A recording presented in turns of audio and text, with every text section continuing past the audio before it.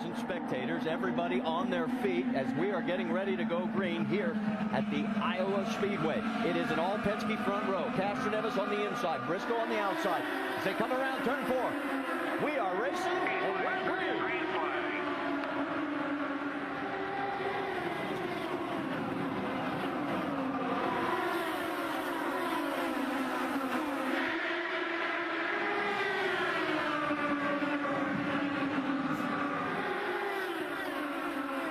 Just that quickly, that's how the laps fly. And we've got a crash down in turn number 4 involving 2 cars. One of them is EJ Viso, the other is the 06 of Robert Dornbos.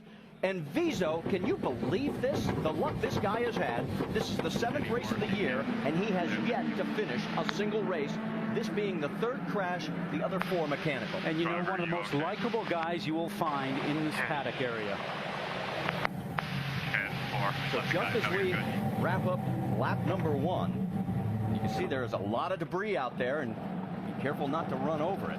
That's what's left of Dornbos's front wing, but he will be able to continue. He'll have to come in. The left front suspension is broken, Marty. Yeah, the camber was way off on that, so no doubt that those cars had contact, or he collected EJ if that's the case, but find out what went on here. Disappointing for both drivers, and all you want to do is learn this racetrack and get some miles in. Now let's have a look here and see what happens. Up on the top side, the 13 of EJ Viso probably going a little bit too fast, too soon for the first lap, and ends up catching the wall. And then with all that melee going on, you end up seeing Dornbos in the Newman Haas Lanigan car starting to get all collected in that. Now we're right along with EJ Viso on the left-hand side. Let's just watch and see what's going on up front here.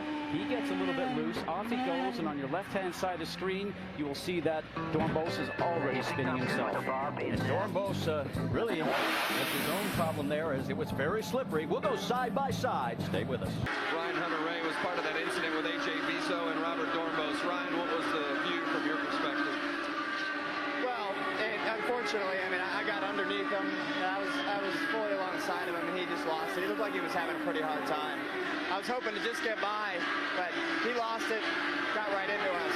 It's a bummer because we were having a lot of fun. I'm enjoying my time so far at AJ Foyt Racing, you know, ABC Supply Racing, and I actually had the best sessions of practice that I've had all year until I left. You know, we were P13 in practice 2, going into qualifying, and it got rained out, but, you know, I'm enjoying my time here, and we had a pretty good car. We were just getting ready to move forward, so ended before we started.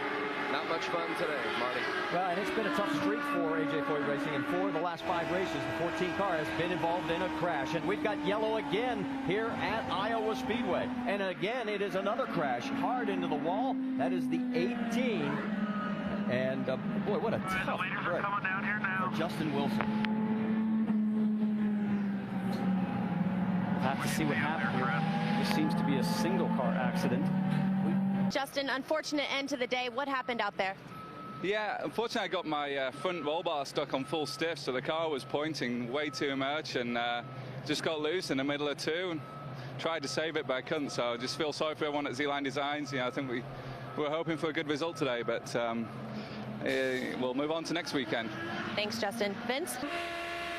That's the view out back. Take a look at the Firestone telemetry. This is what I love. Watch the throttle, the green outline there, 100% throttle. Now watch the G-forces just increase as soon as you turn into the turn. Looks like we have a problem with our G-force monitor on there, but you see Scheckter back there right now starting to hunt all the way through when he's going on. And watch the 23 of Thomas Scheckter. He is on that high line. He's loving it, and he's putting the move on our defending champion, Scott Dixon. And a smaller team going around one of the powerhouse teams. That is amazing. Grant Pedigo. Could not be happier with his race car and with his team. He's constantly been on the radio saying, guys, and we're yellow. And we've got a crash. Have to interrupt you, Brienne. It's Rafi Matos is one of the cars involved, and it looks like Mario Marias is the other. Marias is all the way down in turn number 3. And yes, it is Marias. Hard damage to the back end of his car. So 2 more cars falling victim to Iowa Speedway. And we are under our 4th caution of the day. We'll have to see what happened here. In this scenario, you got 2 drivers that are very young. Not a whole lot of experience on ovals, and now here's this scenario. The car just starts to come back around him with Matos and ends up in this scenario causing a diversion for Mario Marias, and he goes off and hits the wall. Yeah. You hate being taken out like that. Yeah, Marias had no chance of saving it, because once he got up in the marbles, you lose all traction. He slides into the wall, and his day is done. You know, it's important because when you come here for the first time, Marty, you want to just gain experience about this racetrack, about putting in 250 laps around here, so you can put that in the bank and come back the following year.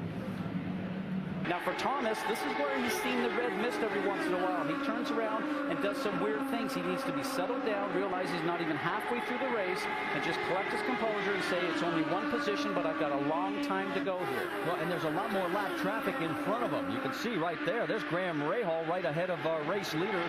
And then even further up, no, we have caution. And Tony Kanaan has crashed for the third year in a row here at Iowa, just after making his pit stop. Now remember,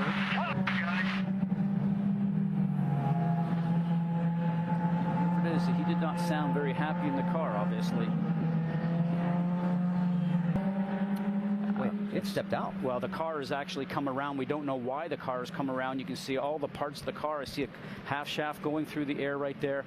But remember, there's two things. He just came out of the pit lane, tires were cold, and plus he's going over that bump that everybody's having a problem with over the tunnel, right where the cars are right now, and into turn 2 where the pace car is leading them, and that is exactly where he started to lose it and head off towards the safer barrier. And let's go back and show you the 7th car to come out of this event, the 11 car of Tony Kanaan.